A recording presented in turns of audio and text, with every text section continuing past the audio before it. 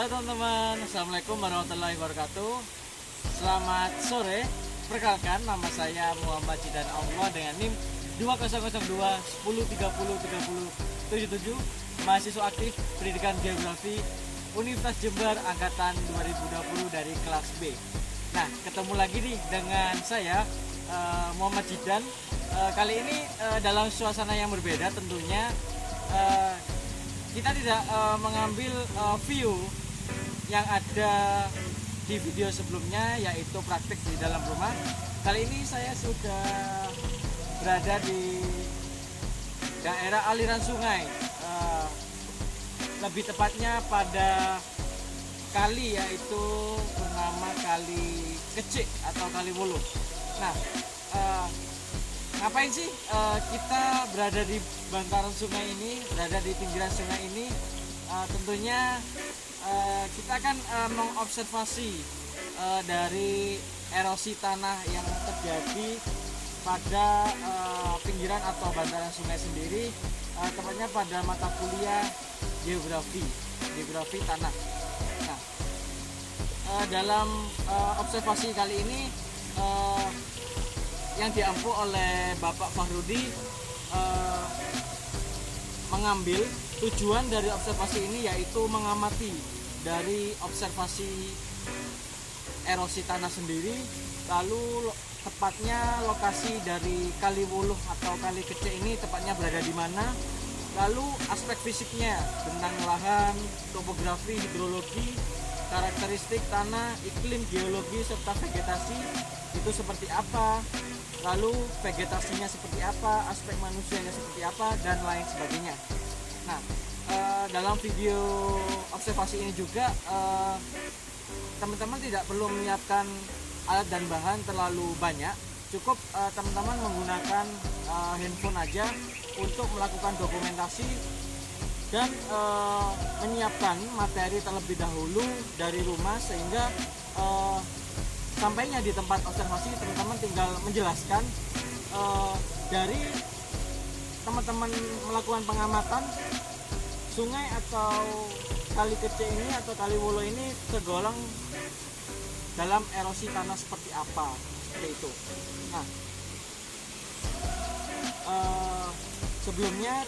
sebelum melakukan observasi, lebih baiknya kita melakukan persiapan terlebih dahulu.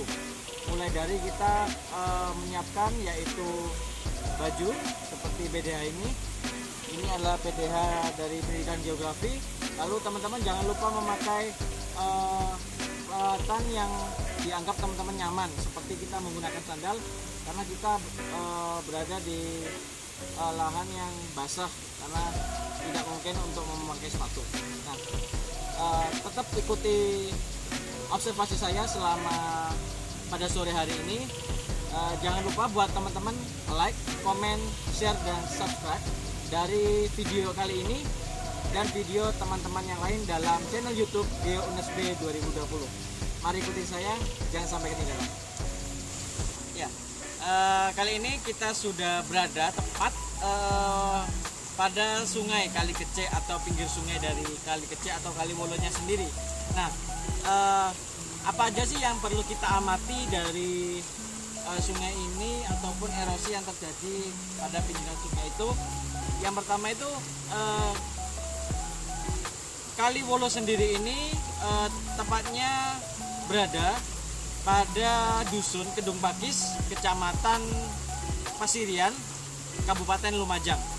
Nah, secara geografis, jika dilihat dari peta geologi sendiri, dari daerah Kecamatan Pasirian sendiri itu merupakan daerah bekas dari bentang lahan vulkanik.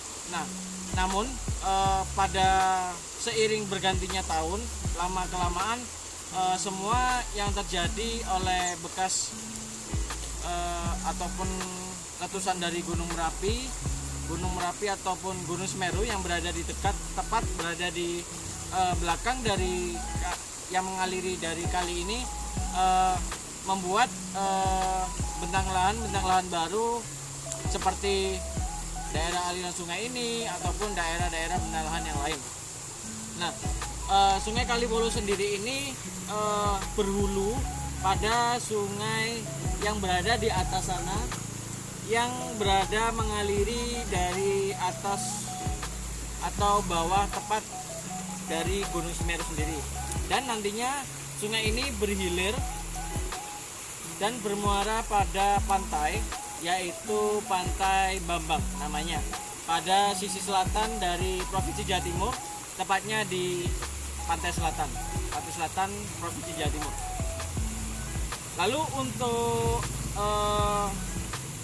aspek fisik ya, dari kondisi Sungai Kaliwolo sendiri ini tenang. Lalu untuk saat musim penghujan, contohnya seperti sekarang ini tepatnya 15 menit setelah hujan turun. Makanya volume yang ada di Kaliwolo ini masih terbilang cukup banyak, cukup tinggi, karena setelah diguyuri oleh hujan selama kurang lebih 2 jam. Lalu untuk jenis erosi yang terjadi pada dataran ini yaitu jenis erosi horizontal atau jenis erosi lateral. Nah, mengapa disebut jenis erosi demikian? Karena jenis erosi tersebut ketinggian antara ketinggian debit air dengan erosi yang terjadi itu sama. Jadi permukaan dasar sungai memiliki ketinggian yang sama dengan daerah sekitarnya. Nah, aliran sungai mengikis pada dinding, lalu sungai sehingga semakin melebar. Nah, dari sini kita bisa lihat bahwa sungai tersebut mengalami kenaikan debit yang cukup banyak karena setelah diguyur oleh hujan selama kurang lebih 2 jam, sehingga membuat debit air semakin meningkat dan membuat erosi tanah seperti ini, seperti yang terjadi ini, tergerus oleh air sehingga menutupi dari pinggiran sungai sendiri. Nah, lalu dari ketika terjadinya musim hujan pada aliran sungai ini seringkali membanjiri pemukiman warga. Contohnya pada bulan lalu yang saya amati sendiri, kurang lebih hujan mengguyur Kecamatan Pasirian ini sekitar 5 jam berturut-turut. Nah, sehingga debit air yang berada di Kaliwolo ini meningkat dan membuat pemukiman warga terendam selama kurang lebih 1 hari, lalu surut selama kurang lebih waktu itu. Nah, dari adanya ini warga membuat inovasi-inovasi baru sehingga dapat menanggulangi dari adanya kenaikan debit atau banjir ini sendiri, seperti warga membangun bendungan atau dataran yang ada di pinggiran sungai dibangun lagi atau dilebih tinggikan lagi sehingga dapat menampung debit air kalau terjadinya hujan yang terlalu lama. Nah, untuk aktivitas sendiri dari warga Kecamatan Pasirian ini, contohnya di sungai yang terjadi erosi ini yaitu bermata pencarian sebagai petani.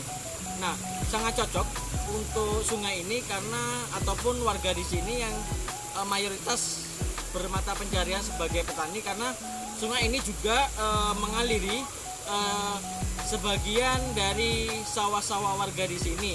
Karena mulai dari irigasi atau yang lainnya yang berhubungan dengan pertanian dari seorang warga sekitar bantaran sungai ini membuat warga senang karena selalu lahan pertaniannya selalu mendapat pasokan air yang melimpah, karena ketika terjadi hujan sawah mereka selalu tumbuh segar dan basah. Nah, lalu untuk vegetasi yang ada di bantaran sungai ini kita bisa lihat banyak tanaman-tanaman yang tumbuh. Contohnya yang sering kita lihat yaitu bambu ataupun pohon pisang sendiri. Nah, kita tahu bahwa bambu dan pohon pisang sendiri kita banyak sering jumpai pada pinggiran sungai. Mengapa demikian? Karena banyaknya tumbuhan ataupun pepohonan yang berada di sungai membuat erosi tanah semakin dapat diatasi dan dapat rendah. Jadi kemungkinan untuk tererosi akan tidak ada. Lalu untuk terjadinya kenaikan debit sendiri, tadi sudah dijelaskan bahwa kenaikan debit terjadi di sungai ini pada saat musim penghujan seperti ini. Nah, terjadinya kenaikan debit pada sungai ini terjadi pada saat musim penghujan sendiri, akan tetapi warga sendiri mempunyai solusi-solusi yang bisa mengatasi dari banjir ini, sehingga lama-kelamaan warga yang seringkali terpapar oleh bencana banjir dapat mengerti, dapat memahami bagaimana cara menanggulangi atau mengatasi dari kondisi ini. Nah, lalu dari adanya erosi ini, sama seperti halnya banjir, warga juga mempunyai solusi yang dapat mengatasi dari keadaan bentang lahan yang ada di Sungai Kaliwolo sendiri. Mungkin untuk observasi pada sore hari ini cukup sekian buat teman-teman. Semoga dari adanya observasi kali ini mengamati erosi tanah, lalu bagaimana caranya mengatasi jika terjadinya erosi tanah, lalu ada bencana banjir, itu solusinya seperti apa, lalu untuk bagaimana kehidupan yang ada di sekitar sungai ini itu seperti apa, kita dapat bisa amati dan pelajari secara bersama-sama. Sekian untuk observasi kali ini, semoga bermanfaat dan semoga sukses selalu. Terima kasih, sekian. Assalamualaikum warahmatullahi wabarakatuh. Selamat sore, see you.